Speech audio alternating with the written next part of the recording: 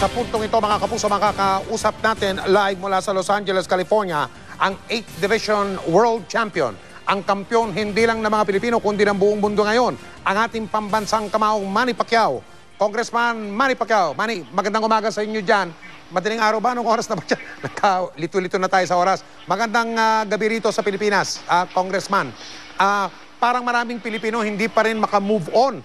Pero ikaw, pakatapos ng laban, mukhang kalmang-kalma ka at tanggap mo kaagad yung naging desisyon, kontrobersyal na desisyon ng mga judge sa laban ninyo ni Bradley.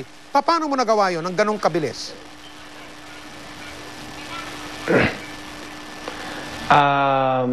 Thank you, Mike. At siyempre, marami akong word of God sa puso at lagi akong nagbabasa ng Bible. So, one of my favorite verses is love one another and forgive. Ang sinasabi mo, Congressman, kung itong ganitong klaseng desisyon naganap nung hindi pa ganong kalapit ang relasyon ninyo ng Panginoon, ibang naging reaksyon mo?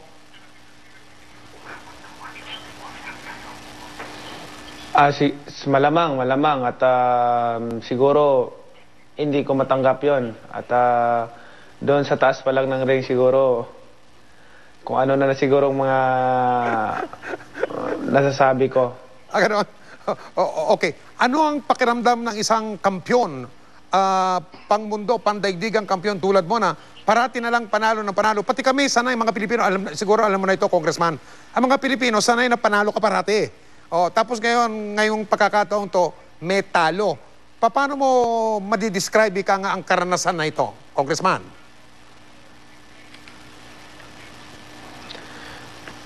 Talo lang tayo sa desisyon, pero sa fight hindi naman tayo talo. At sa puso ng tao, sa lahat ng mga boxing fans, and then siyempre, lalo-lalo na champion pa tayo sa kalooban ng Panginoon.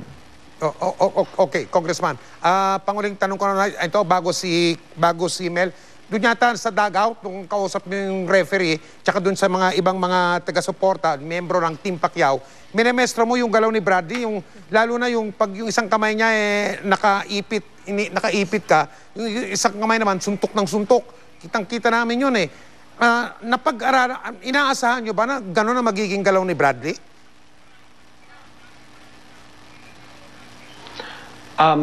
Tinatanong ko sa referee yun kung yun ay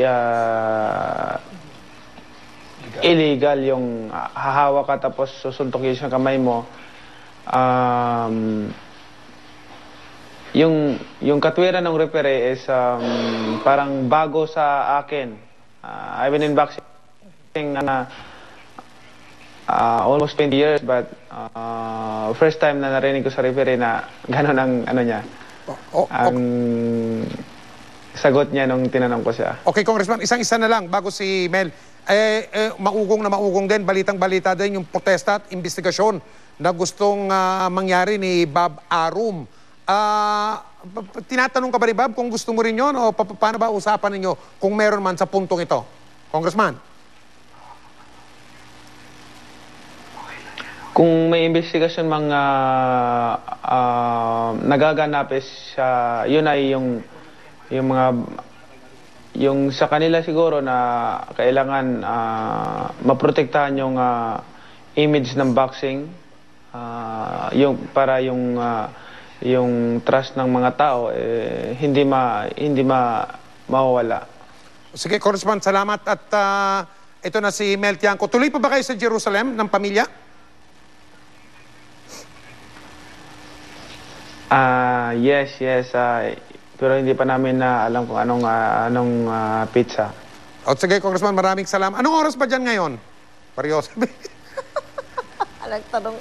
Ano? Dito, 4 o'clock in the Nang- morning. Sus. 4 o'clock in the morning. Salamat. Si Mel. Naku, di kami ngayon pa lamang nagpapasalamat na kami sa iyo at ikay nagising ng napakaaga para humarap sa 24 oras at ang milyong-milyong fans mo. Pero ganun pa man, magpapakongratulate na rin ako sa iyo, Congressman, kasi alam mo ba, marami nagsasabi na dito daw sa pangyayaring ito ay lumabas yung iyong pagiging talagang tunay na sportsman at ang iyong pagiging gentleman. Nararamdaman mo ba yan, Congressman Manny?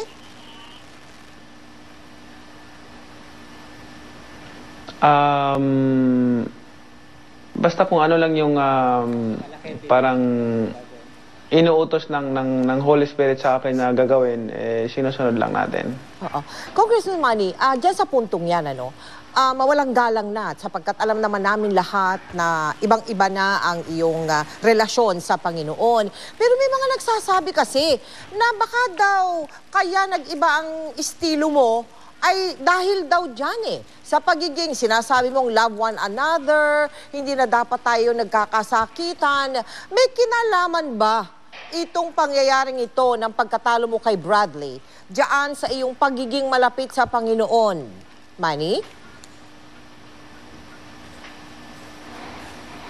Hindi naman siguro dahil kung titingnan natin yung fight, talagang ang daming mga solid punches natin na binitawan at nag-connect doon kay Bradley at si Bradley is talagang matibay rin na boksingero at handang-handa doon sa nagiging laban namin at champion din naman yung tao, so Okay lang. ibigyan natin yung credit kay Timothy Bradley. Ganun ba? Pero teka muna, Congressman. Weigh-in pa lang, ha? May dala-dala ng placard yang mamang yan at ina-announce na kayo'y magkakaroon ng rematch sa November. Ano reaction mo doon? Agad, ha? Weigh-in pa lang yon, Congressman.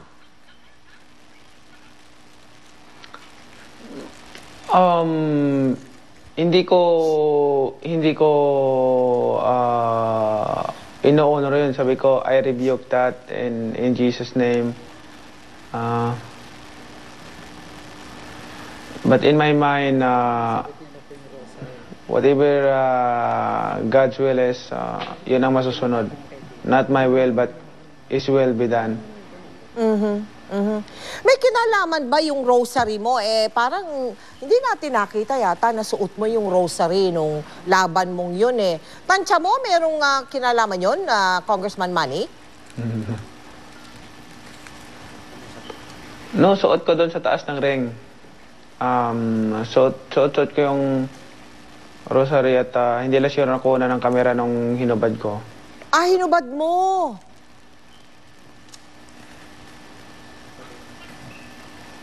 Doon sa taas, si Buboy ang naghubad. Yung mga nagsasabi na towards the end, no, bandang huli na, nakita daw parang mahina ka na at imbis na sumugod, umaatras, may mga ganong mga analysis Totoo ba yun, Manny? Medyo humina ka ba sa bandang dulo? Hindi naman. Talagang malalakas yung mga suntok na binibitawan natin. Dahil gusto nating mapabagsak si Bradley. Kaya hindi masyadong maraming suntok dahil mga solid punches ang binibitawan natin. Ngayon lang, ang unang pagkakataon na napanood ka ng mga bata, no? Anong naging reaction nila later nung hindi ka nanalo sa laban na ito, Manny? Okay man lang sa kanila, naintindihan naman nila at pinaintindi namin na talagang ganon. At naintindihan nila na sa mata ng tao at sa puso ng tao, panalo naman tayo at sila pa nagsasabi na talo lang tayo sa decision pero sa fight panalo tayo. Naaalala mo pa ba, Congressman Manny, kung paano mag-extra sa 24 oras? Bilang pasasalamat na namin sa oras na binigay mo sa amin, nasa iyo ngayon ang pagkakataon na mag-extra sa 24 oras. Mga kapuso, nandito po kami ngayon sa Los Angeles, California sa bahay ni Manny Pacquiao at kasalukuyan live po tayo ngayon dito sa Los Angeles, California. Di si Manny Pacquiao po nakatutok 24 oras. Maraming salamat sa iyo, Manny Pacquiao. Excuse me po.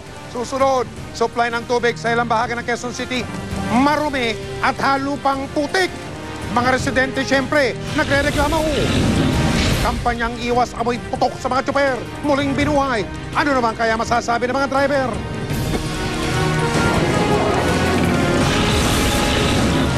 Ang bagong Little Miss Philippines ng Itbulaga naiyak sa paberte ng mga dabarkads. Madonna ng gulat ng magtanghal sa Turkey. Na tungkol sa balibalitang pagkandidato niya sa eleksyon sa 2013. Natanong din tungkol sa usap-usapang hiwalayan naman nila ni Pauline Luna. Malalaman natin yan sa pagpapatuloy ng 24 oras.